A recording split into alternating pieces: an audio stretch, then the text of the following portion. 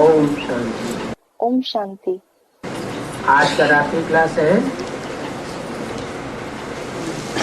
14 March 1968। Today's night class is of 14th March 1968.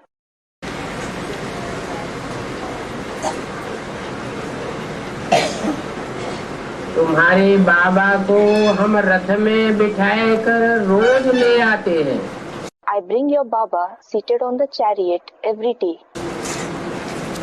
ऐसे नहीं, सदैव रथ पर ही है। It is not that he is always on the chariot. वो तो स्वतंत्र है। He is definitely free. तुम जानते हो ये बाबा का रथ है। You know this is Baba's chariot. रथी इस पर सवार है। The Rathi, the one who rides on the chariot, is riding on it. रथी कौन हुआ? Who is the Rathi? जिसका रथ है वो हुआ रथी। The person to whom the chariot belongs is the Rathi. और शिव बाबा इस पर रोज सवार होकर आते हैं। And Shiv Baba rides on it and comes every day. तो बाबा हो गया सारथी। So Baba is the charioteer, Sarathi. तुम बच्चों को अपना और रचना का परिचय देते हैं। He introduces himself and his creation to you children. तुम कहते हो हम बाप दादा अर्थात रथ और रथी के पास जाते हैं। You say that you go to meet Bap Dada, that is the chariot and the Rathi. और तो कोई ऐसा होता नहीं है। Nobody else is like this. बाप का ही पार्ट कल्प कल्प के संगम युगे चलता है। The father's very part is played in the confluence age every kalpa. और संगम युग को भी तुम ही जानते हो। And only you know the confluence age. तुम भी कितना दूर से आते हो। You too come from such a far off distance. कहते हो हम बेहद के बाप के पास जाते हैं। You say that you are going to meet the unlimited father. ये बेहद का टीचर भी है। He is the unlimited teacher as well. और सदगति दाता सदगुरु भी है। And he is the giver of the true salvation, Sadgati Data, the Sadguru as well. Brahma द्वारा एक धर्म की स्थापना The establishment of one religion through Brahma. और शंकर द्वारा विनाश इनका ही काम है। And the destruction through Shankar, it is his very task. Brahma ने तो शरीर छोड़ दिया। Brahma indeed left his body. अब ब्रह्मा द्वारा स्थापना ये काम कैसे पूरा होगा? Well, then how will the task of establishment through Brahma be completed? जिस ब्रह्मा ने शरीर छोड़ा वो तो टाइटलधारी ब्रह्मा था। The Brahma who left the body was a title holder. यज्ञ के आदि में इस ब्रह्मा को भी पढ़ाने वाली माता कोई और थी। In the beginning of the yajna, there was another mother who taught even this Brahma. वो थी आदि Brahma. She was Adi Brahma. वही माता शरीर छोड़ने के बाद फिर दोबारा यज्ञ में आती है। The same mother, after leaving her body, enters the yajna again. और दादा लेखराज ब्रह्मा शरीर छोड़ने के बाद उसमें प्रवेश करते हैं। And Dada Lekhraj Brahma, after leaving his body, enters her. क्योंकि जगदम्बा का आसन पाठ वास्तव में ब्रह्मा बाबा ने बजाया सहनशीलता का।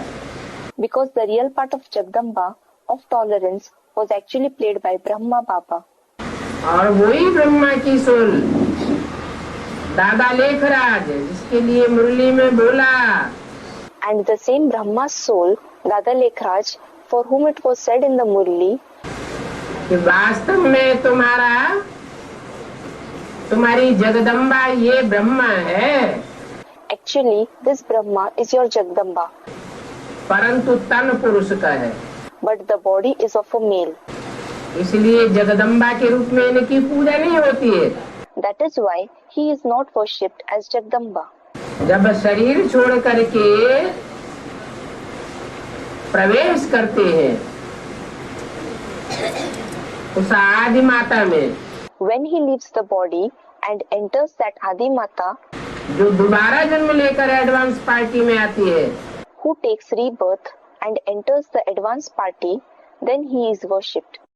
वही जगदम्बा महाकाली का पार्ट बजाती है। This same Jagdamba plays the part of Mahakali क्योंकि because ब्रह्मा ने बेहद का प्यार दिया Brahma only gave unlimited love और बच्चों ने बहुत दुख दिया, and the children gave a lot of sorrow. फिर भी उन्होंने प्यार का पार्ट बजाया। Even so, he played a part of love. तो जिन बच्चों ने दुख देने के पाप का 100 गुना बोझा अपने ऊपर चढ़ाया, So, the children who accumulated 100 times burden of the sin of giving sorrow, यहाँ तक कि ब्रह्मा का शरीर भी छूट गया, to the extent that Brahma even left his body, तो वो पाप का बोझा कब हटेगा? when will that burden of sins be removed? संगम युग में ही हटेगा। Will it be removed in the confluence age? हिसाब किताब पूरा होगा Will the accounts be settled in the confluence age itself या सतयुग में हटेगा? or in the golden age? संगम में ही हटेगा। It will be removed in the confluence age itself. तो वो आत्मा शरीर छोड़ने के बाद वही यज्ञ के आदि वाली माता में प्रवेश करती है। So, that soul of Brahma, after leaving its body, enters the same mother who was in the beginning of the yajna, जो यहाँ दाढ़ी मूछ वाले जगदम्बा का सहनशीलता का पार्ट बजाती है। It is the soul who plays the part of tolerance of Jagdamba with beard and moustache here.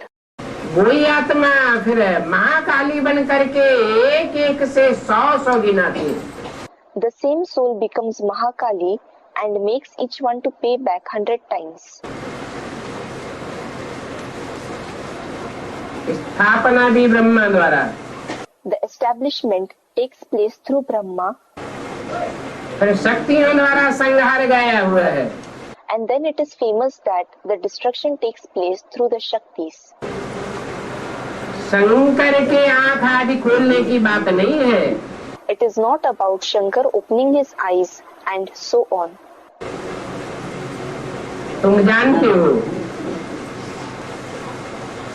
जब विनाश होगा तो पहले पहले फैमन पड़ेगा। You know that when destruction takes place, first of all, there will be famine.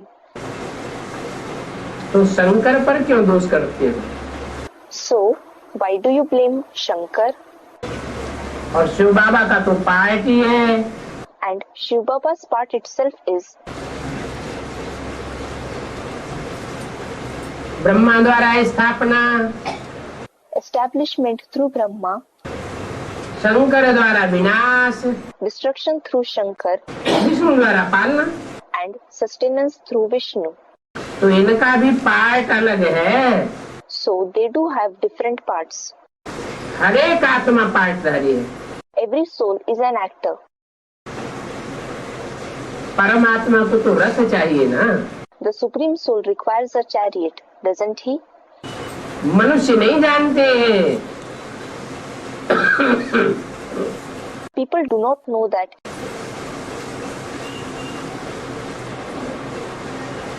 कि हर आत्मा का अपना रथ होता है। every soul has its own chariot. सिर्फ परम पिता परमात्मा का अपना रथ नहीं होता। Only the Supreme Father, Supreme Soul does not have his own chariot. हम भी बड़ा भक्त था। I was also a big devotee. कौन? Who? ब्रह्मा की सोल बीच में इंटरफियर करके बोलती है Brahma's soul interferes and speaks in between. कि हम भी बड़ा भक्त था। I was also a big devotee. 12 गुरु किए। I had 12 gurus. जो गुरु आता था उनसे पूछता था। I used to ask for advice to whichever guru who came. यहाँ भी आते हैं, पूछा जाता है गुरु किया है। Even when people come here, they are asked, "Do you have a guru?" जब गुरु किया है तो फिर यहाँ क्यों आए हो? When you have a guru, why have you come here? तो कहते हैं कोई सहज रास्ता भगवान से मिलने का मिल जाए। So they say, "I wish to find an easy way to meet God." इसलिए हम यहाँ आए हैं। That is why I have come here. तो यहाँ आकर सुनते हैं, समझते हैं कि यहाँ तो बहुत सहज बात बताई जाती है। So when they come here and listen, they feel that something very easy is narrated here. फिर अपना अनुभव भी सुनाते हैं कि कैसे हमको निश्चय हुआ। Then they narrate their experience also, how they developed faith. बहुत थोड़ा सुनने से भी दिल लग जाती है। They are attracted even if they listen to a little knowledge. इसकी Who? सबकी दिल लग जाती है क्या थोड़ा सुनने से? Is everyone attracted by listening to a little knowledge? नहीं। No. जो आदि सनातन देवी देवता धर्म के पक्के होंगे उनकी ये पहचान है। It is an indication of those who firmly belong to the ancient deity religion कि थोड़ा भी सुनेंगे तो उनकी दिल लग जाएगी। that they will be attracted even if they listen to a little knowledge. बामेलियों को भी साक्षात्कार हो जाता है। The Bandhelis, meaning mothers and virgins in bondages, also have visions. उनको भी ये व्यक्त मिलता है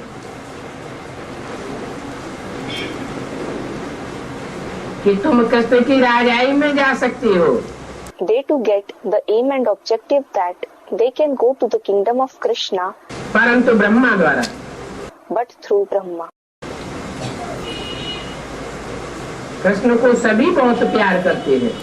Everyone loves Krishna a lot. Lakshmi Narayan से भी कृष्ण जास्ती प्यारा लगता है। Krishna seems lovelier than even Lakshmi Narayan. क्यों? Why? कृष्ण माने तो संगमय कृष्ण। हाँ? कृष्ण का मतलब है संगमय ही कृष्ण लगता है। हाँ। Someone said the confluence age Krishna. Yes. Lakshmi Narayan तो संपन्न स्टेज की बात है। Lakshmi Narayan is the name of the perfect stage.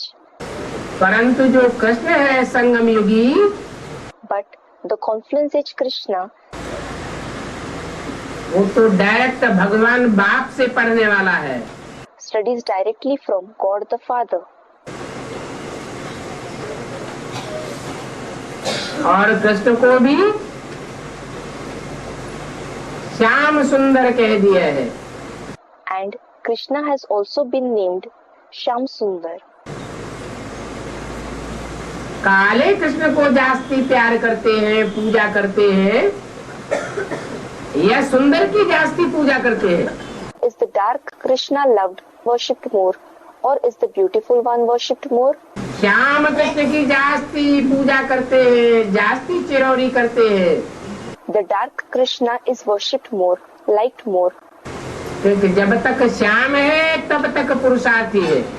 Because as long as he is dark, he is a Purusharthi, the one who makes spiritual effort. बाप के साथ रहकर याद करता है। He stays with the Father and remembers him.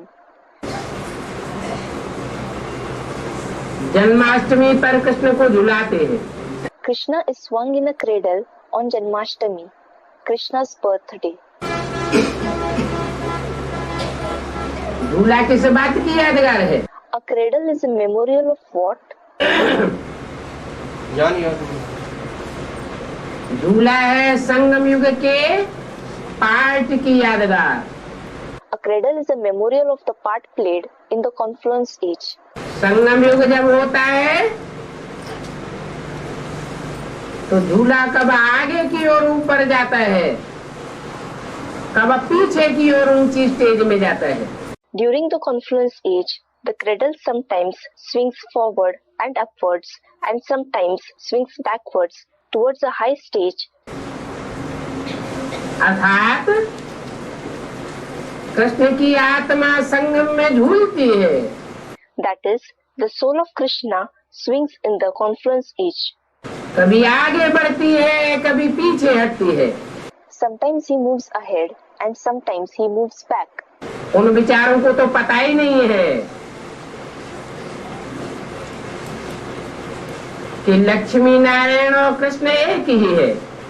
Those poor fellows do not know at all that Lakshmi Narayan and Krishna are one and the same.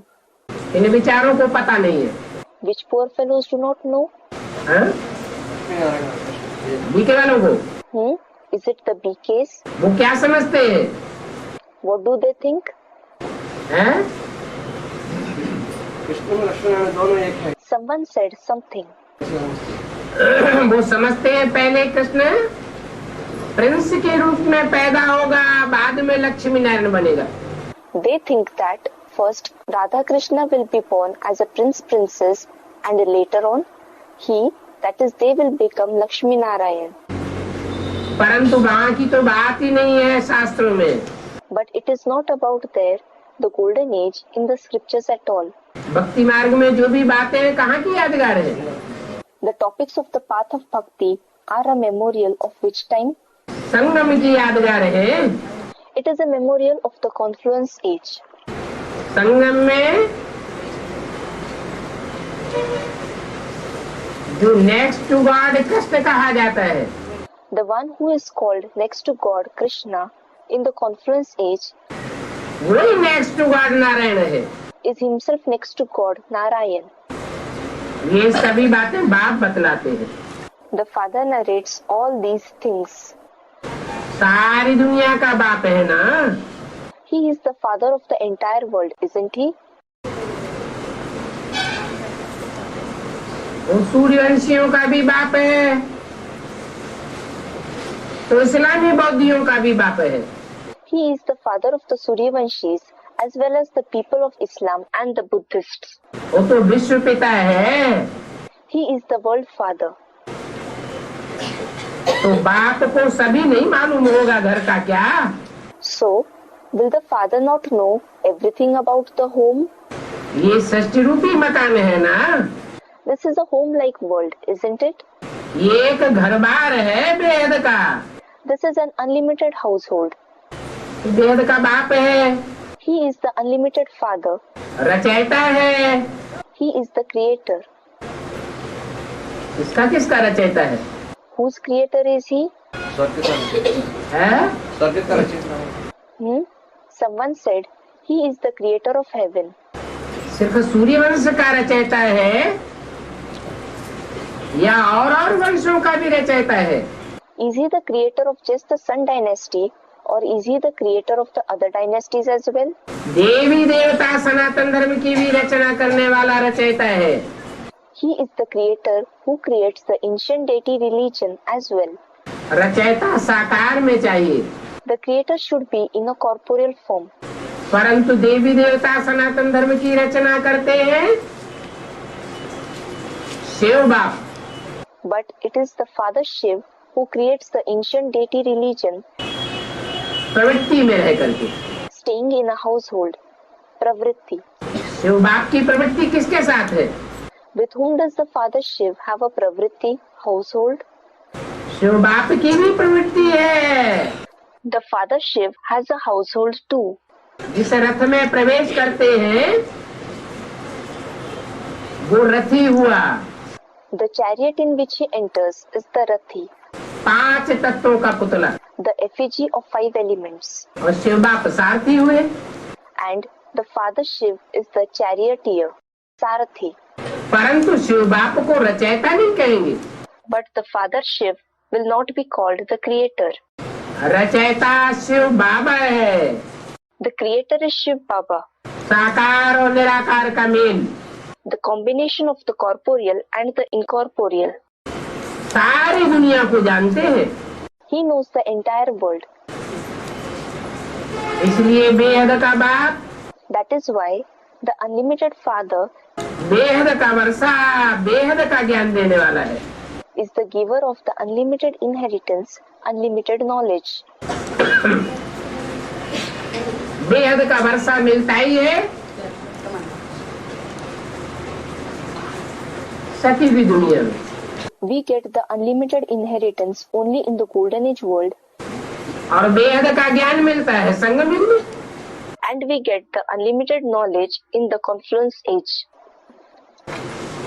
जो foreigner से है वो सीढ़ी के चित्र से इतना जास्ती नहीं समझ सकते हैं। The foreigners cannot understand so much through the picture of the ladder. क्यों? Why? क्योंकि फॉरेनर्स का कनेक्शन विदेशी धर्मखंडों से है। It is because foreigners have a connection with the foreign religious lands. वो भारत में पूरे 84 जन्म लेते ही नहीं, They do not take complete 84 births in India at all. इसलिए सीढ़ी के चित्र पर वो पूरा नहीं समझेंगे। That is why they will not be able to understand completely on the picture of ladder. वो चक्र और झाड़ से पूरा समझ सकते हैं। They can understand completely through the picture of the cycle and the picture of the tree. क्योंकि चक्र में भी सब धर्मों का ज्ञान आ जाता है और झाड़ में भी सब धर्मों का ज्ञान आ जाता है। Because the knowledge of all the religions is included in the cycle as well as in the tree. Gita में भी लिखा हुआ है, It is also written in the Gita, झाड़ जर्जरीभूत हो गया है। the tree has become dilapidated, jarjaribhut. तो जरूर कहेंगे चौथी अवस्था से पसार हुआ। So, it will definitely be said that it has passed through the fourth stage. सतो प्रधान सतयुग, सतो सामान्य त्रेता, सतो प्रधान सतयुग, सतो सामान्य त्रेता, द्वापर रजो प्रधान और कलयुग में जर्जरीभूत तमो प्रधान। रजो प्रधान द्वापर and dilapidated and tamo pradhan in the iron age. Sato pradhan consisting in the quality of goodness and purity. Sato samanya where there is ordinary goodness and purity. Rajo pradhan dominated by the quality of activity and passion. Tamo pradhan dominated by darkness or ignorance. इस सीढ़ी में तुम्हारे 84 चक्रों का ज्ञान है। There is knowledge of your 84 cycles, that is births in this ladder. तुमने 84 में चक्कर लगाया है। You have passed through the cycle of 84 births. तुम बच्चे तो जानते हो You children certainly know वहाँ सतयुग में जास्ती आदमशुमारी नहीं होती है। there is not much population there in the golden age. क्यों नहीं होती है? Why isn't there? क्योंकि वहाँ व्यभिचार नहीं होता है। Because there is no adultery there. देवी देवताएं आपस में आप व्यभिचारी होते हैं। Deities, Devi Devtaएं are unadulterous among each other. दृष्टि मात्र से भी व्यभिचारी They are unadulterous even through vision. और कर्मेंद्रियों में तो विकार होता ही नहीं है। And there is no vice at all in the organs of action. इसलिए वहाँ आदमशुमारी बहुत कम होती है। That is why there is a very small population there. गिनती करने की भी बात नहीं है। There is no question of census there either. वहाँ की तो रस्म रिवाज ही अलग रहती है। The tradition and rituals of that place are themselves different. आगे चल करके तुम बच्चों को मालूम पड़ता जाएगा। In future, you children will come to know of it. ऐसा भी हो सकता है। It is also possible. Drama की बातों पर बहुत मुझे लग पड़ेंगे। Many people will start becoming confused on the topics of the drama. कहेंगे सोना सारा खलास हो गया, फिर कहाँ से आ जाएगा? They will say, all the gold has exhausted. Then, from where will it come? अरे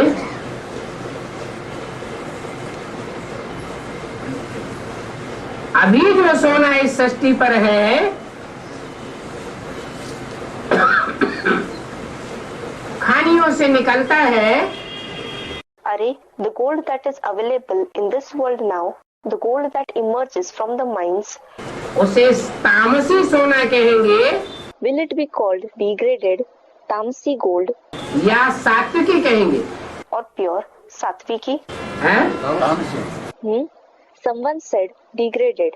खानियों से जो सोना निकलता है मिक्स निकलता है, The gold that emerges from the mines is mixed. उसको साफ करना पड़ता है। It has to be cleaned. कलयुग में दुनिया की हर चीज तामसी हो जाती है In the Iron Age, everything in the world becomes degraded. और सतयुग में दुनिया की हर चीज सतो प्रधान होती है। And in the Golden Age, everything in the world is Sato-Pradhan. Atom bomb फटेंगे, When the atom bombs explode, पृथ्वी का बैलेंस बिगड़ेगा तो बड़े बड़े भूकंप आवेंगे। when the Earth's balance becomes upset, big earthquakes will occur. हजारों मील ऊंचा उनका लावा फेंकेगा आकाश में। Lava will shoot many thousands kilometers high into the sky. ऊपर की चीजें नीचे और नीचे का ऊपर आ जाएगा। The things above, that is on the land, will go underground, and the things underground will come up. आमूलचूल परिवर्तन होना है 5 तत्वों में। There has to be a total transformation in the 5 elements. अणुओं का चक्र पूरा होगा। Every atom will complete its cycle. चाहे सोने का अणु हो, Whether it is an atom of gold, चाहे चांदी का अणु हो या मिट्टी का कण हो, an atom of silver, or an atom of mud, सबको अपना साइकिल पूरा करना है। everything has to complete its cycle. जब समय आवेगा When the time comes, तो सच्चे सोने से आखिरी खानियां भरतू हो जाएंगी। the mines will ultimately become full of the true gold. अभी तो खानियां खाली हो गई है, Now the mines have become empty indeed. फिर नई खाने हो जाएंगी। Then there will be new mines. तो इन बातों में मुझना नहीं चाहिए। So you should not be confused about these things. एक बात पक्की कर लो, Understand one thing for sure. अभी आत्मा ही तमो प्रधान बन गई है। Now the soul itself has become Tamo-Pradhan. आत्मा जो चैतन्य है, A soul that is living, चैतन्य आत्मा जो ज्ञान को समझ सकती है, the living soul that can understand the knowledge, वो आत्मा ही तमो प्रधान बन गई। that soul itself has become Tamo-Pradhan. आत्मा तो काटी नहीं जा सकती, छांटी नहीं जा सकती, A soul cannot be cut, trimmed. जलाई नहीं जा सकती। It cannot be burnt. आत्मा तो सदैव है ही है, A soul is always existent. परंतु आत्मा का भी अपना पार्ट है साइकिल पूरा करने का। But a soul also has a part of completing its cycle. परमधाम से आत्मा आती है। Souls come from the supreme abode. जो आत्मा जहाँ से आती है इस दुनिया का जन्म मरण का चक्कर काटते काटते, From wherever a soul comes, after passing through its cycle of birth and death in this world, अंत में फिर वही परमधाम पहुँचती है। it reaches there, the supreme abode again at the end. परंतु आत्मा में अपने साइकिल का ज्ञान होता है। But a soul has the knowledge of its cycle. और जो 5 जड़ तत्व हैं,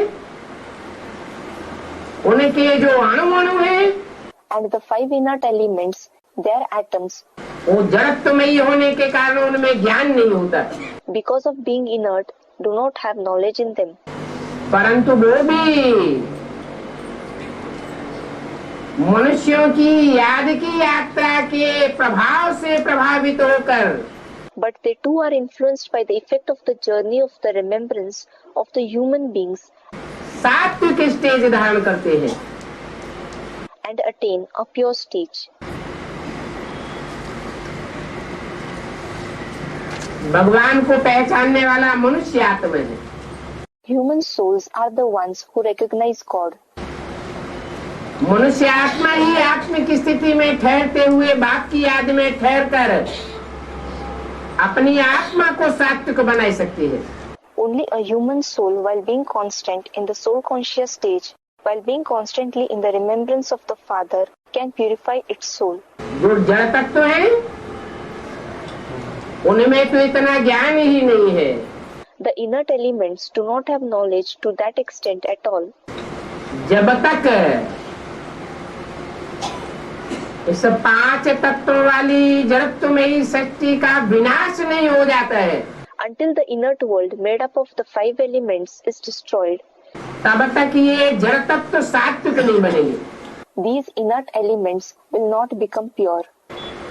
प्रकृति दिन प्रतिदिन तामसी बनती जाएगी। The nature will go on becoming degraded day by day. आखिरी में बड़े बड़े भूकंप आवेंगे। Ultimately, very big earthquakes will come. सारी ही सफाई करने के बाद After the entire cleanup has been done, फिर शांत हो जाएगी, it will become peaceful, क्योंकि जो आत्मा परमात्मा बाप की याद में नहीं ठहरने वाली है, because the souls which do not become constant in the remembrance of the Supreme Soul Father, वो सब शरीर छोड़ करके परम धाम वापस टिक जाएंगी। all of them will leave their bodies and go back and settle in the Supreme Abode. और जो याद में टिकने वाली है, And those which become constant in remembrance, आत्मिक स्थिति को पाने वाली है, which are going to achieve a soul conscious stage, वो अपने शरीर के अंदर ही रहते रहते शरीर के 5 तत्वों को स्थायी बनावेंगी। will make the 5 elements of their bodies stable while being within their bodies. उनके शरीर के 5 तत्व भी बिखरेंगे नहीं। Even the 5 elements of their body will not scatter, meaning be destroyed. प्रकृति जीत आत्माएं होंगी। They will become the souls that gain victory over nature, Prakriti Jeet. इसलिए तामसी प्रकृति को भी उन प्रकृति जीत आत्माओं की सुरक्षा करनी पड़ेगी। That is why even the degraded nature will have to safeguard those souls that become victorious over nature. बर्फ से शरीर ढक जाएंगे, The bodies will be covered by ice. भला आत्मा निकल जाएगी परमधाम की ऊंची स्टेज में, Although the soul will live for the high stage of the Supreme Abode, परंतु प्रकृति को 5 तत्वों के वो शरीर सुरक्षित रखने पड़ेंगे। nature will have to secure the bodies made up of the 5 elements तब तक जब तक वो आत्माएं वापस लौट करके अपने शरीरों में प्रवेश न कर जाए, until those souls return and enter their bodies once again. परमधाम से जो भी आत्माएं वापस आवेंगी वो सात्विक आत्मा ही वापस आवेंगी। The souls that will return from the Supreme Abode will be only the pure souls. सतो प्रधान आवेंगी। They will come back being Satopradhan. तो बाप कहते हैं So, the Father says, अगर ऑलराउंड पार्ट बजाना है, if you have to play an all-round part इस रंगमंच पर अनुभवी आत्मा बनना है, you have to become an experienced soul on this stage, क्योंकि ओल्ड इज गोल्ड कहा जाता है। because it is said old is gold.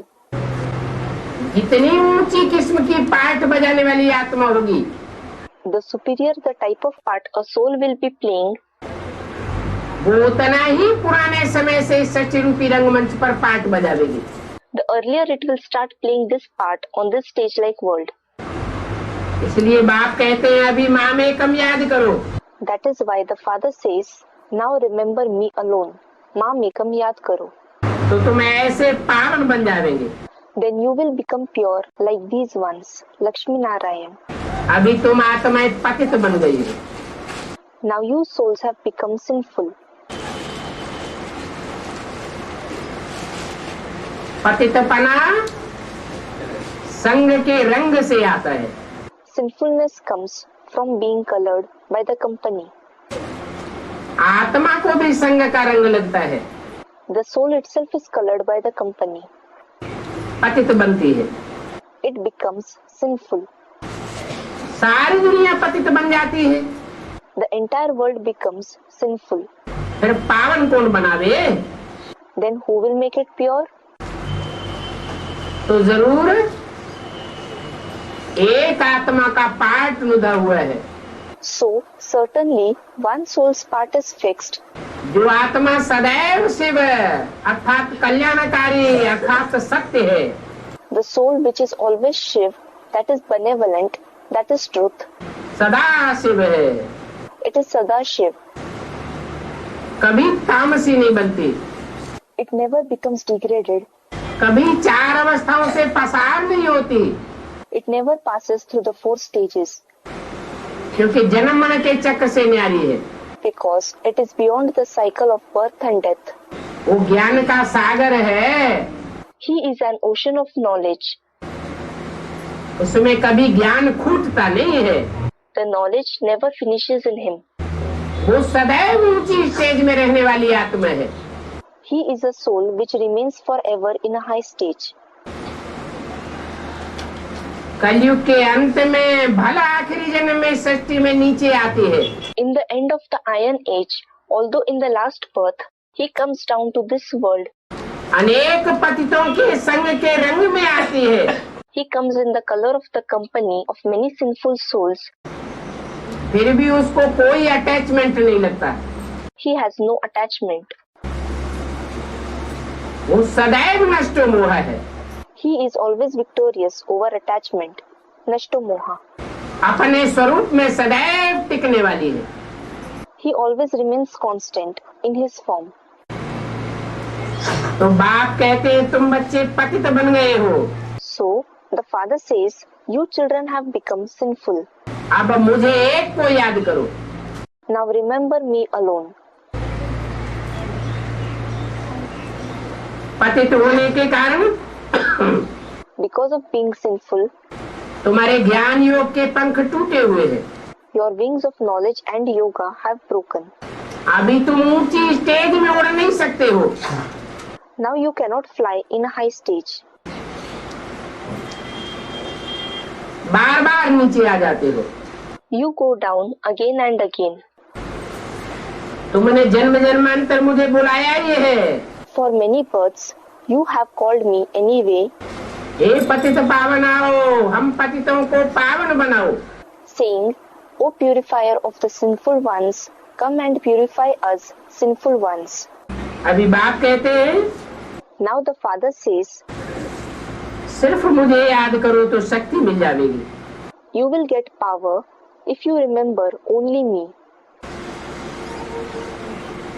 ये बात तो बहुत सहज है ना। This is certainly something very easy, isn't it?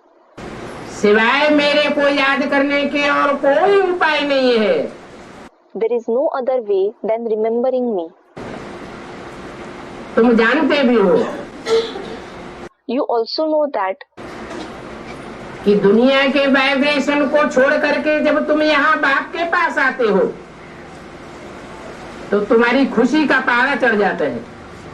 when you leave the vibrations of the world and come to the Father here, your mercury of joy rises. चढ़ जाना चाहिए ना, It should rise, shouldn't it? क्योंकि बाहर में तो वायुमंडल बहुत खराब रहता है। Because the atmosphere outside is very bad. बाहर की दुनिया में तो जैसे जंगली जानवर हैं, In the outside world, people are like wild animals. अभी तुमको तो पता है कि भगवान बाप आकर के हम आत्माओं के लिए नई सृष्टि रूपी मकान बनाए रहे हैं।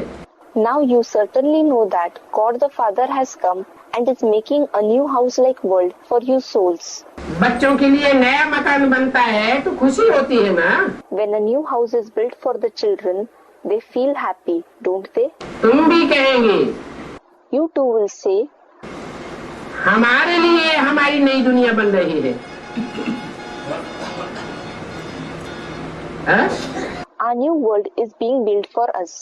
अव्यक्तवाणी में क्या बोला? What was said in the Avyaktavani? बाप दादा ने तुम बच्चों को नई दुनिया की सौगात दी है। Bap Dada has given the gift of the new world to you children. तो नई दुनिया की सौगात जिनकी बुद्धि में बैठी होगी, So, the ones whose intellect has understood the gift of the new world, उनको तो खुशी होगी कि हमारे लिए बाप नई दुनिया बनाए रहे हैं। will feel happy. The Father is building a new world for us. नया संगठन तैयार कर रहे हैं, हमें उस संगठन में जरूर जाना है। He is preparing a new gathering for us. We definitely have to go to that gathering. बाकी जिनको नहीं जाना होगा, As regards those who are not supposed to go to that new gathering, उनके संकल्प विरोधी चलेंगे या अवरोधी चलेंगे? will they have opposite thoughts or favorable thoughts? कैसे संकल्प चलेंगे? What kind of thoughts will go on in their mind? जिनको जाना होगा Those who are supposed to go to the new world, वो अपने ही सत संकल्पों से अपने लिए सतयुग की नई सृष्टि का निर्माण कर रहे हैं।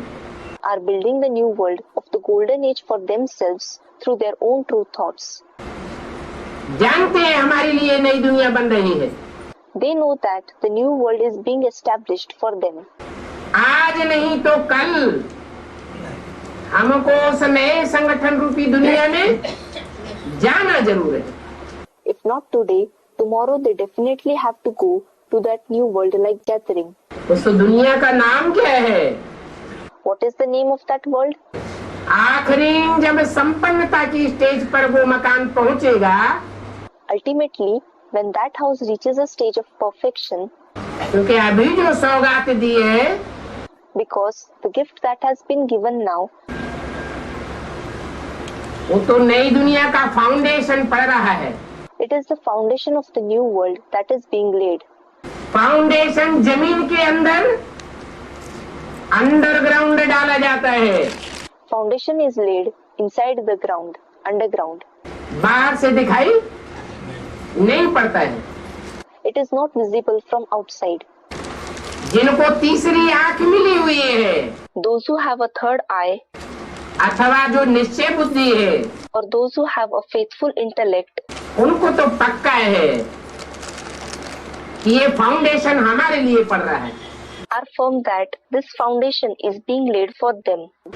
बल हमको पता नहीं है कि ये फाउंडेशन कहाँ पड़ रहा है, Although we do not know where this foundation is being laid, परंतु ये भी पक्का है कि आगे चल करके it is sure that in future हम जरूर उस नई दुनिया में जाएंगे जिसका नाम क्या पड़ेगा? we will certainly go to that new world. What name will it have? Sukhdham, स्वर्ग।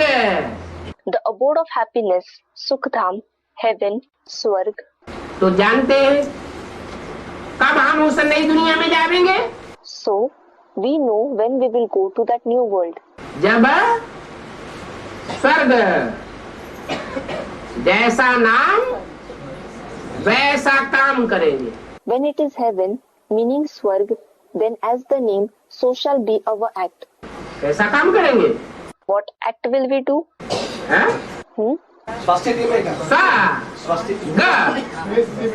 Someone said Swasthiti, that is the stage of the self.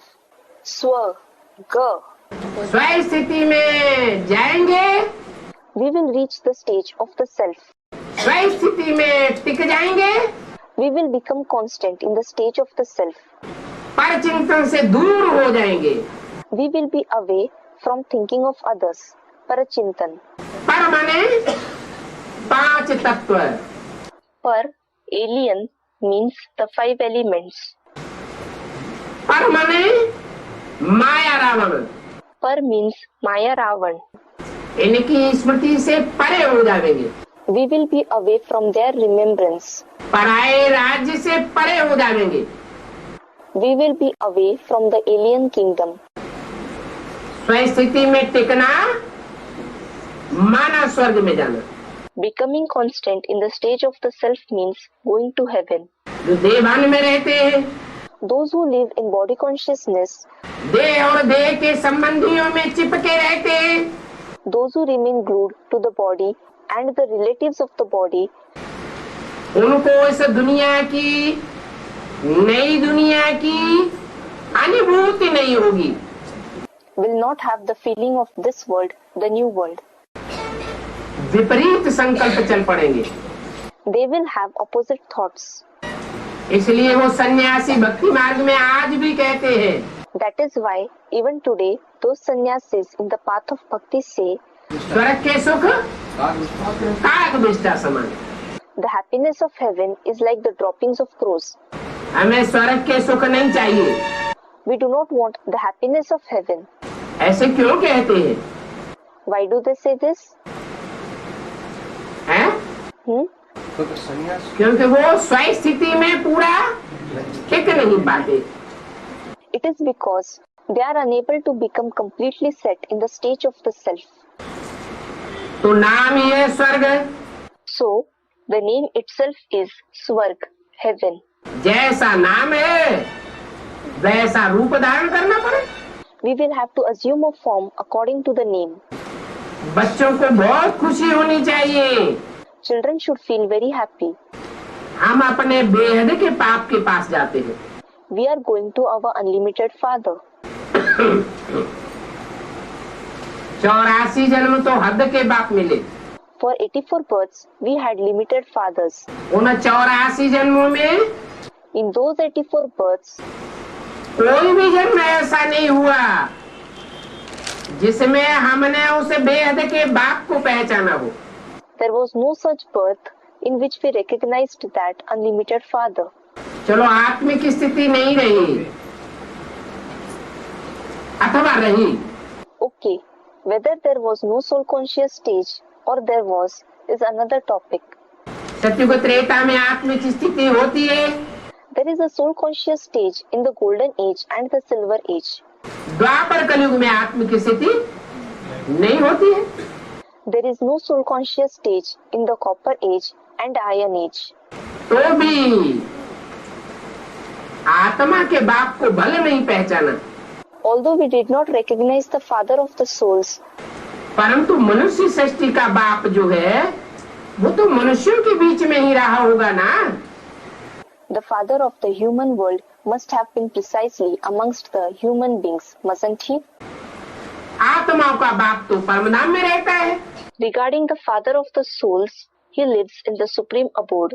लेकिन बेहद मनुष्य सृष्टि का बेहद का बाप But the unlimited father of the unlimited human world वो तो इसी मनुष्य सृष्टि में हमारे साथ ही रहा ना।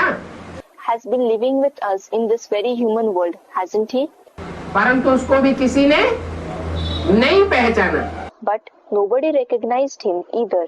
और अभी तो हमको पक्का निश्चय हो गया है कि जहाँ हुआ बेहद का बाप रचयिता, And now we have developed the firm faith that wherever that unlimited father, creator is, Shiv बाप को रचयिता नहीं कहेंगे। the father Shiv will not be called the creator. Shiv बाप जिसमें प्रवेश करता है मनुष्य सृष्टि के बाप में, वो है बेहद का रचयिता। The father of the human world in whom the father Shiv enters is the unlimited creator. आत्माएं न रची जाती है Neither the souls are created, और न आत्माओं का बाप रचयिता कहा जा सकता है। nor can the father of the souls be called a creator.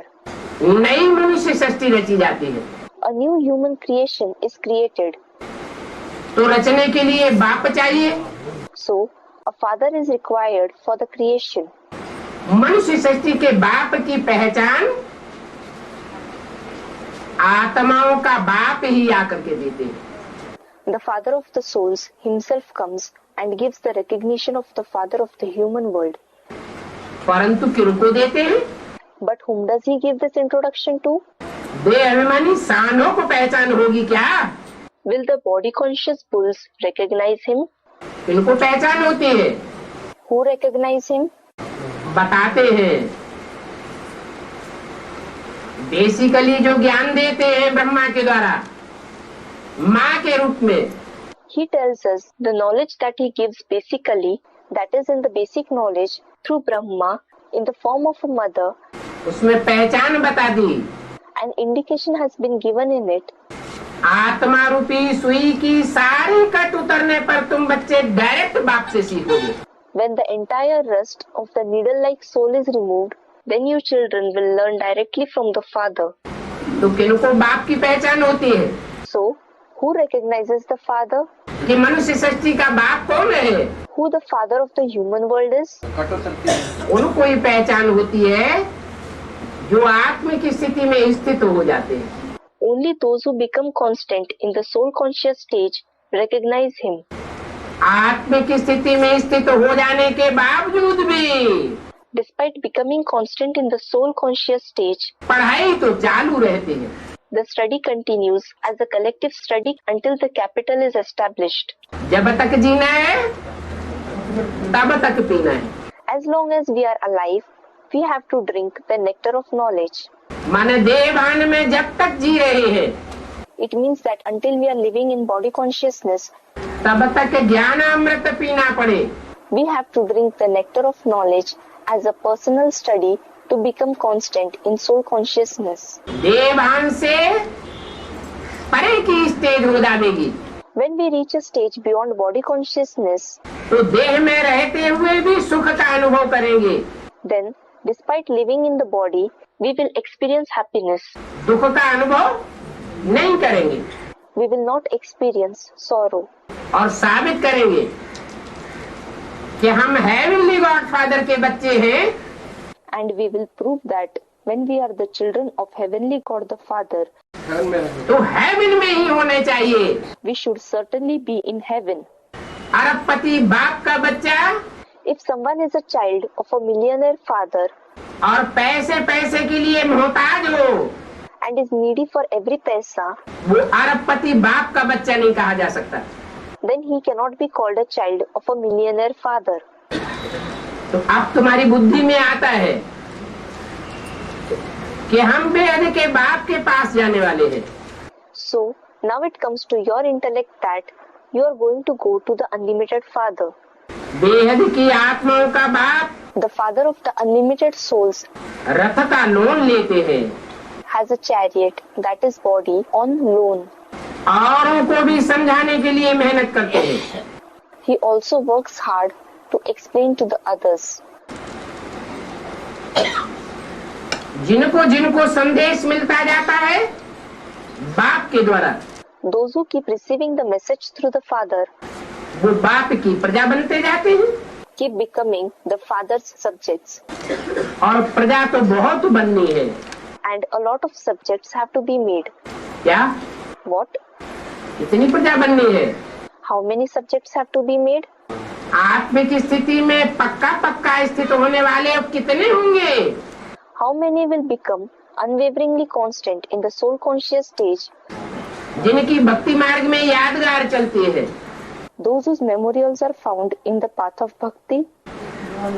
Someone said 900,000. 9 lakh में तो सब धर्मों के बीज है। हैं? 900,000 include the seeds of all the religions. जो फाउंडेशन पड़ेगा नई दुनिया का, The foundation of the new world that will be laid, वो सूर्यवंशी बीज आत्माओं का पड़ेगा will that be of the Suryavanshi seed souls या हर धर्म में जाने वाले बीजों का पड़ेगा? or of the seeds from every religion? Someone said both. दोनों को पड़ेगा। Will it be of both? हैं? सिर्फ सूर्यवंशी आत्माओं का बीज पड़ना है। The seed of only the Suryavanshi souls is to be laid. इसलिए That is why जो नई दुनिया का पहला पहला परिवार पहली इकाई बनती है, the first family, the first unit of the new world that is formed, उसमें दूसरे धर्म की कोई भी बीज रूप आत्मा उस संगठन में नहीं होती। no seed form soul of other religions is included in that gathering. 108 आत्माएं भी Even in the 108 souls, 12 के 9 ग्रुप हैं जो 9 धर्मों से कनेक्टेड है। there are 9 groups of 12 each that are connected with 9 religions. उनमें जो बहुत पावरफुल ग्रुप होता है, Among them, the one that is a very powerful group, सबसे जास्ती पावरफुल the most powerful, 12 का ग्रुप, the group of 12, वो एक पावरफुल संगठन तैयार होने पर when that one powerful gathering is ready, एक दूसरे ग्रुप को खींचते हुए they will pull the other groups, अंत में जाकर के 108 की माला का संगठन तैयार होता है। and in the end, the gathering of the rosary of the 108 becomes ready. तो समझो, पहली पारिवारिक इकाई असल सूर्यवंशियों की होगी, So, understand that the first family unit will be of the true Suryavanshis, जो जन्म जन्मांतर ज्यादा से ज्यादा जन्मों में ज्ञान सूर्य का पाठ बजाने वाली आत्मा के साथ रहेंगे, who will remain for many births, for most of the births with the soul which plays the part of the son of knowledge. आखिरी जन्म में तो माया सभी को गिरा देती है। In the last birth, Maya certainly makes everyone fall. माया किसी को छोड़ती नहीं है। Maya does not spare anyone. बाबा द्वादश ज्योतिर्लिंग उसका याद रहेगा जो 12 ग्रुप अभी जो Someone asked, Baba, are the 12 Jyotirlingam its memorial? 12 के ऊपर फुल कंट्रोल चाहिए। There should be full control over the 12. जो और धर्म के 12 के ग्रुप है, ऊपर भी कंट्रोल, उनके ऊपर उतना फुल कंट्रोल नहीं होगा। There will not be full control over the group of 12 each of the other religions. तो प्रजा बहुत बननी है। So, a lot of subjects have to be made. पहले जन्म की जो प्रजा होती है उसकी भी कोई विशेषता होती है। Even the subjects of the first birth have some speciality जो और जन्मों की प्रजा में वो विशेषता नहीं होती है। that the subjects of other births don't have. क्या विशेषता होती है? बाप की पहचान। What is the speciality? बाप की पहचान। The recognition of the father. और धर्म के बच्चे भले बीज रूप आत्माएं हो, The children from other religions, though they are seed from souls, परंतु उन पर ऐसा विधर्मियों का छिलका चढ़ता है they are covered by such a peel of vidharmis, meaning those who follow a religion opposite to the father's religion, जो बाप को एक बार पहचानने के बावजूद भी आखिरी नौरों के संग के रंग में आ जाते हैं। in spite of recognizing the father once, ultimately they are colored by the company of the others, और बाप के विरोधी बन जाते हैं। and they become the father's opponents. तो एक बार बाप की प्रजा बने, They became the father's subjects once, फिर बाद में फेल हो गए, कन्वर्ट हो गए। and failed later on. They converted. तो बच्चों को मालूम है So, children know that जो कन्वर्ट होने वाले हैं वो हमारे असल परिवार के भांति नहीं है। those who convert are not the members of our true family. आज अपन को बाप का बच्चा कहलाते हैं Today they call themselves the father's child, और and tomorrow कल विरोधी बन जाने वाले हैं। they are going to become opponents. इसलिए That is why भक्ति मार्ग में भी गायन चलता है। it is famous in the path of bhakti as well. सदगुरु निंदक ठौर न पावे। Sadguru Nindak Thor na pave. Those who defame the Sadguru cannot find accommodation. कौन सा ठौर? Which accommodation? उन गुरुओं के पास तो कोई ठौर होता ही नहीं। Those gurus do not have any accommodation at all. वो तो खुद ही अपना घर रात छोड़ करके जंगल में भागते। They themselves leave their household and run away to the jungles. ये तो यहाँ संगम युग की बात है It is about the confluence age here. कि बाप जब आते हैं When the father comes, तो प्रैक्टिकल में शांति धाम और सुखधाम के संगठन की रचना करते हैं। He creates the gathering of the abode of peace and the abode of happiness in practice. उस शांति धाम में और सुख धाम में आदि से अंत तक जो आत्मिक स्थिति में स्थित रहने वाले बच्चे हैं, Only the children who remain constant in the soul conscious stage from the beginning to the end, पूरे 84 जन्म लेने वाले बच्चे हैं, वो ही स्थान पाते हैं। the children who take complete 84 births get a place in that abode of peace and the abode of happiness. 84 जन्मों में से अगर कहें कुछ वर्ष कम हो गए, Even if there are just a few years less from the 84 births, तो भी उनकी यादगार नहीं बनती भक्ति मार्ग में। their memorial is not created in the path of bhakti. कौन सी यादगार है? Which is that memorial? हैं? Hmm? नया सतयुग रूपी सवेरा होता है When there is a new dawn in the form of the golden age, तो वो शालिग्राम बनाए जाते हैं। those shaligrams are prepared. Shaligrams meaning small round stones considered sacred in the path of bhakti. और जब शाम होती है तो वो शालिग्राम बिगड़ जाते हैं। And when it is evening, those shaligrams are broken. Lakh lakh Shaligram बनाते हैं। रुद्रयज्ञ रचते हैं तब। When the Rudra Yagya is organized, many 100,000 shaligrams are prepared. ये शिव यज्ञ नहीं है, This is not Shiv Yagya. इसका नाम ब्रह्मा यज्ञ नहीं है। Its name is not Brahma Yagya. क्या नाम है? रुद्र यज्ञ। What is the name? Rudra Yagya. आत्माओं के बाप शिव का नाम तो शिव ही है। The name of Shiv, the father of the souls, is Shiv only. उनकी बिंदी का नाम शिव है The name of his point, that is soul, is Shiv. और कोई आत्मा रूपी बिंदी का नाम शिव नहीं होता। The name of no other point like soul is Shiv. और आत्माएं आज शिव अर्थात कल्याणकारी बनेंगी और कल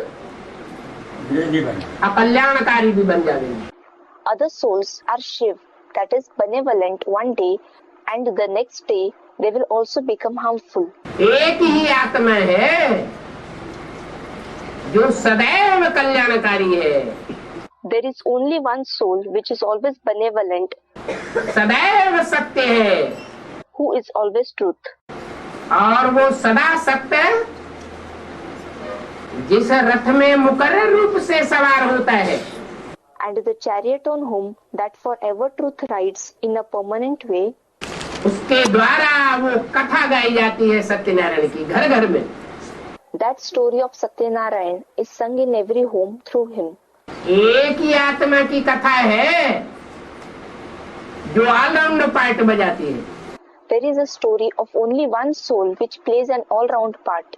बाकी आत्माएं कुछ न कुछ कम जन्म लेती है। All other souls take lesser number of births to some extent or the other. कम अनुभवी बनती है। They become less experienced. तो बाप इस समय तुम बच्चों को समझाने के लिए बहुत मेहनत करते हो। So, the father makes a lot of effort to explain to you children at present. पुरुषार्थ तो करना चाहिए ना उच्च पद पाने का। You should make spiritual effort to achieve a high status, should you not? घर बैठे भी तुम बच्चे याद तो करते हो ना। Even while sitting at home, you children do remember the father, don't you? जन्म जन्मांतर के पाप भस्म करने में मेहनत बहुत है। It involves a lot of effort to burn the sins of many births into ashes. तुम अपनी याद की ताकत से ही जन्म जन्मांतर के पाप भस्म कर सकते हो। You can burn the sins of many births into ashes only with your power of remembrance. Dharmaraj की सजाएं खाने की दरकार ही नहीं। There is no need to suffer the punishments of Dharmaraj, the Chief Justice, at all. क्यों? Why? उसमें क्या घाटा है? What is the harm in it? अरे पाप ही तो भस्म करने हैं। Arey, you just have to burn the sins into ashes. Dharmaraj की सजाओं से पाप भस्म हो जाए? It can be burnt into ashes through the punishments of Dharmaraj. कोई घाटा है क्या? Is there any harm in it? Someone said, the status becomes low. हाँ, जितना धर्मराज की सजाएं खावेंगे, Yes, the more you suffer the punishments of Dharmaraj, तो धर्मराज के खाते में भी वो जाएगा। it will go into the account of Dharmaraj. Dharmaraj की मेहनत धर्मराज के खाते में नहीं जाएगी क्या? है? Will the effort made by Dharmaraj not go into his account?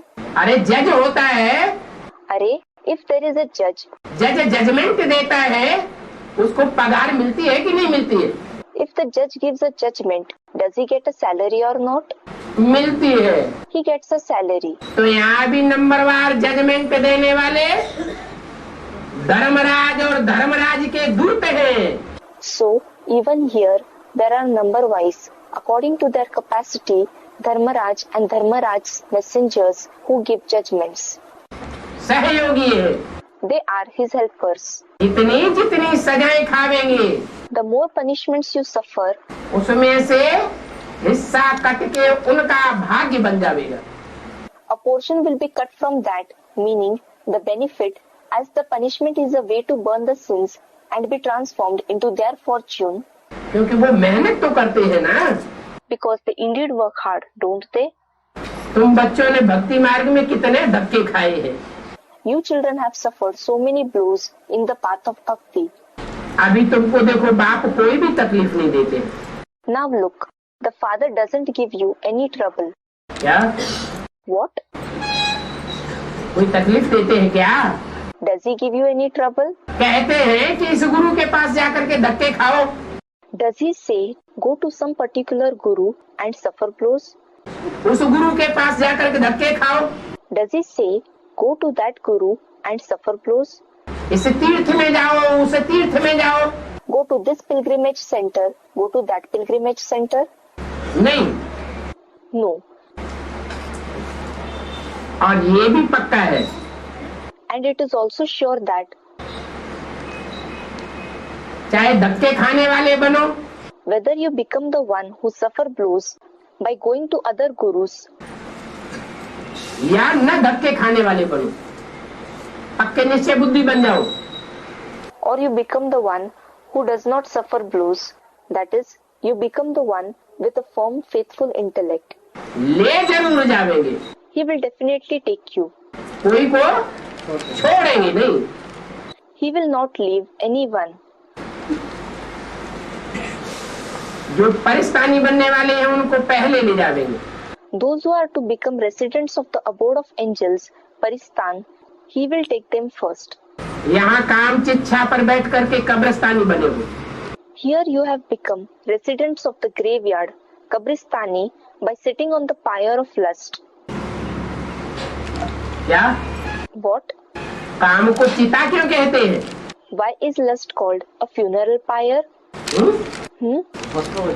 Someone said something. चिता में अग्नि जलती है। A funeral pyre burns. ये भी काम विकार की अग्नि है। This is also the fire of lust. ये काम विकार की अग्नि जितनी ही आहुति डालेंगे देहधारियों के संग के रंग की, The more you add the offerings of the color of the company of bodily beings, उतनी ही और ये भड़कती जाएगी। the more this fire of lust will rage. इसलिए बाप कहते हैं माँ में कम याद करो। That is why the father says, remember me alone. अभी फिर बाप को याद करके परिस्तानी बनना है ना। Now you have to become the residents of the abode of angels, Paristani, again by remembering the father, haven't you? तो परिस्तानी बनाने वाले उस बाप को सब याद करते हैं। So everyone remembers that father who makes us Paristani.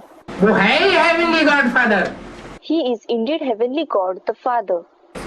नरक का रचयिता नहीं है। क्या? He is not the creator of hell. What? नरक माने क्या? नर जो नर बनते हैं। What does hell, Narak mean? नर जो करता है, नर और का माने करना। Whatever a man, Nar does. Nar and Ka means doing. नर होते हैं भिखारी। Men men are lustful. और विकारी मनुष्य जो भी करते हैं उससे नरक की दुनिया बनती है बेविचारी। And whatever vicious people do, they create an adulterous world of hell. इसलिए नर भले ही पुरुषार्थ करके देवता बन जाए, That is why a man may make purusharth and become a deity, devata. उनके पुरुषार्थ की यादगार में देवालय कहा जाएगा। A memorial of their purusharth will be called a temple, devalai, house of deities. क्या What? देवालय कहा जाएगा, It will be called a devalai. शिवालय नहीं कहा जाएगा। It will not be called Shivalai, house of Shiv. शिवालय सिर्फ मैं ही बनाता हूँ, I alone make a Shivalai. अर्थात That is, शिवालय में in a Shivalai, बीच में है शिवलिंग मुखिया बाप, in its center is the Shivling, the chief, the father, और आजू बाजू में चारों तरफ बैठे हैं देवताएं, and around him the deities are sitting, बाप और बच्चे। the father and the children. उसको कहते हैं शिवालय। That is called a Shivalai. उसमें वैश्यालय अर्थात वैश्यावृत्ति नहीं पनपने देते। He does not allow a brothel, meaning prostitution, to flourish there. और मनुष्य जो भी रचना करेंगे, And whatever human beings create, चाहे कितने ही सतर्क होकर के रहे, तो भी नरक बना के रखेंगे। however much alert they may remain, they will create hell. वैश्यालय ही बनेगा, It will create only a brothel. बच नहीं सकते वैश्यालय की आग से। They cannot save themselves from the fire of the brothel. इसलिए That is why सब धर्म वाले उस बाप को याद करते हैं। people belonging to all the religions remember that father. हर धर्म में स्वर्ग और नरक को मानते हैं। Every religion believes in heaven and hell. तुमको तो बहुत खुशी होनी चाहिए, You should feel very happy. तुम्हारी याद से ये बेड़ा पार होगा। The ferry will go across only through your remembrance of the father. तुम्हारा कौन सा बेड़ा है? Which is your ferry? ये शरीर ही तुम्हारी आत्मा का बेड़ा है, नाव है। This body itself is the ferry of your soul. It is a boat. बाप की याद करेंगे If you remember the father, तो ये बेड़ा विषय बतन नदी कहो, संसार सागर कहो, विषय सागर कहो, इससे ये बेड़ा पार चला जाएगा। then this ship will cross what you may call the river of vices, which you may call an ocean-like world, an ocean of vices. और याद तब ही करेंगे जब विश्वास होगा, निश्चय होगा, And you will remember the father only when you have faith, when you have belief.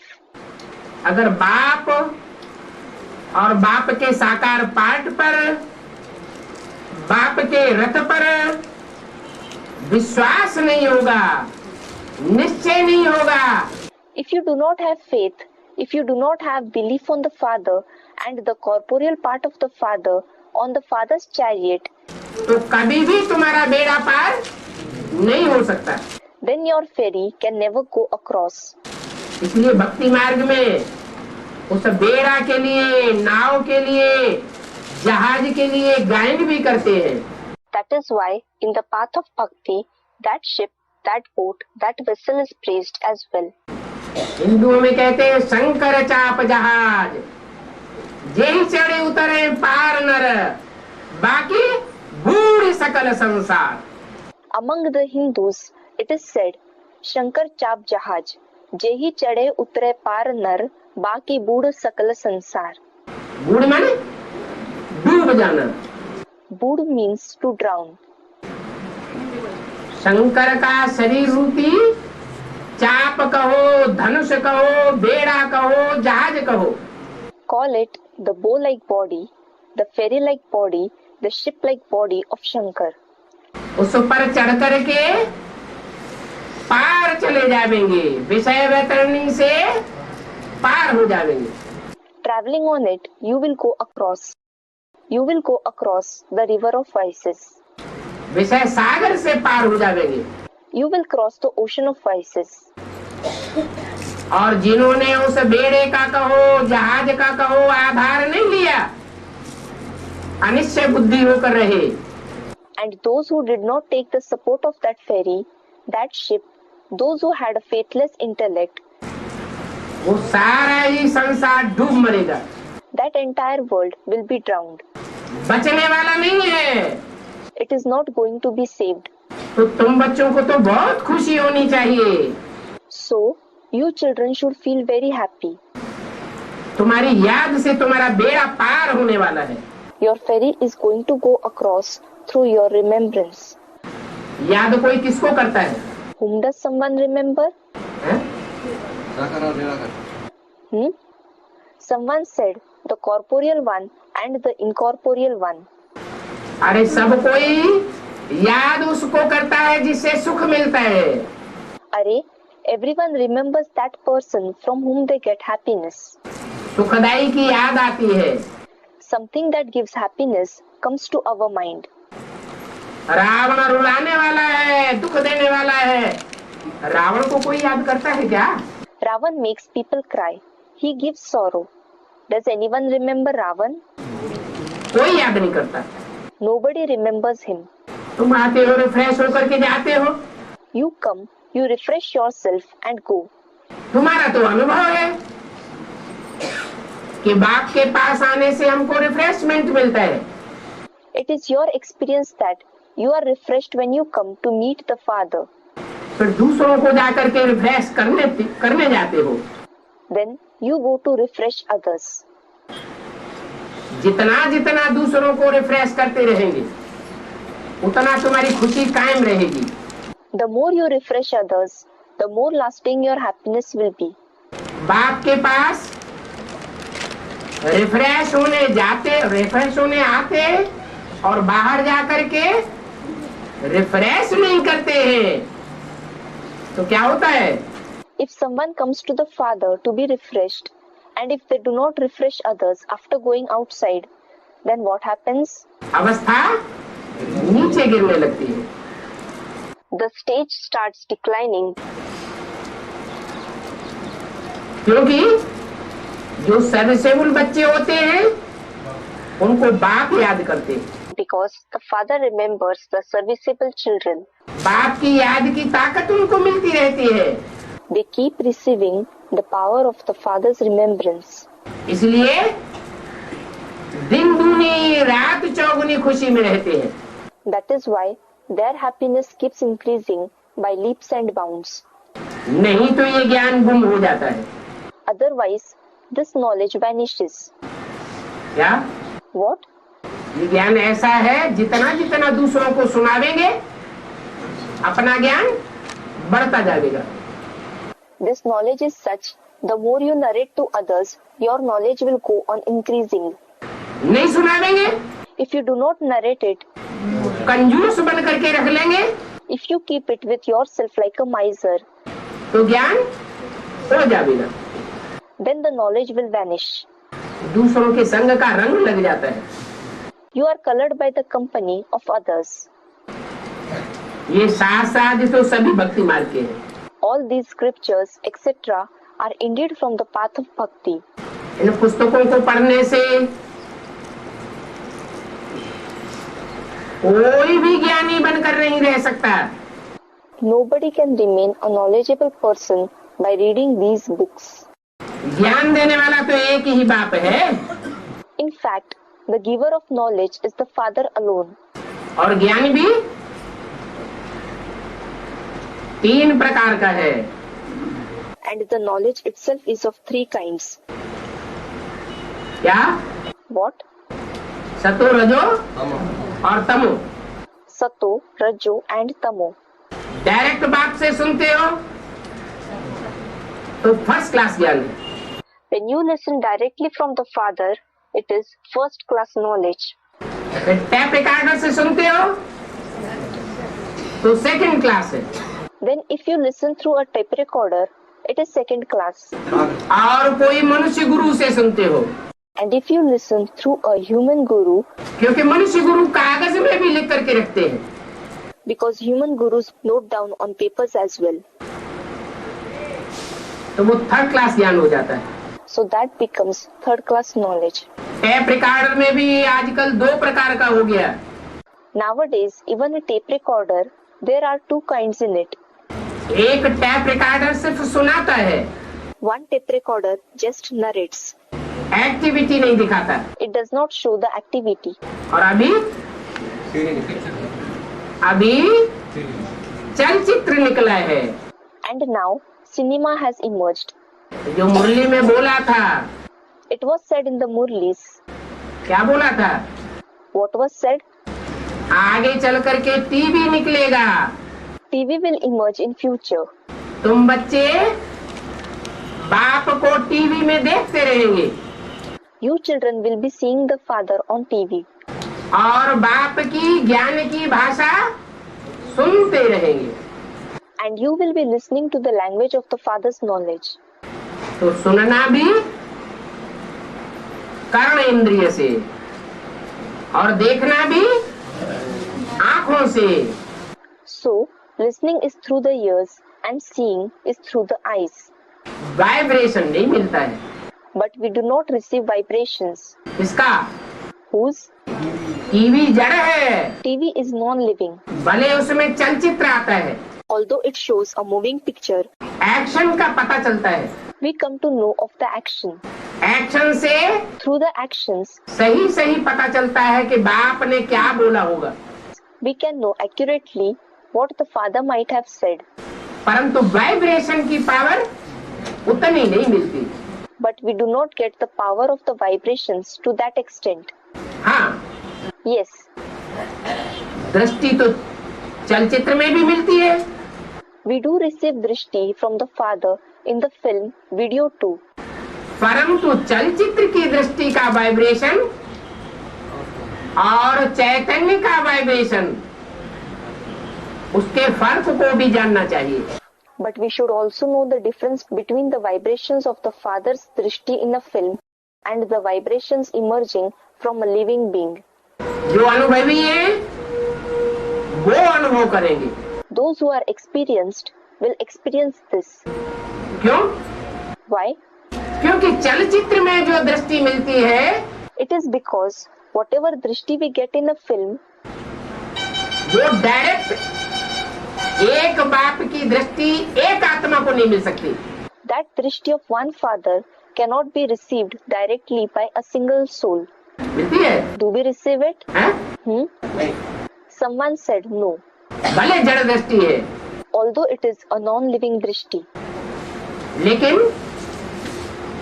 जो डायरेक्ट बाप की दृष्टि है वो एक एक आत्मा को भले एक सेकंड का अनुभव कराने वाली हो, the direct drishti of the father might be bringing the experience of 1 second to each soul, वो अनेक वर्षों की अनुभूति कराने वाली है। but it brings the experience of many years. एक सेकंड में भी अनेक जन्मों की सुख की अनुभूति कर सकते हैं। We can experience the happiness of many births even in a second. Om Shanti. Om Shanti.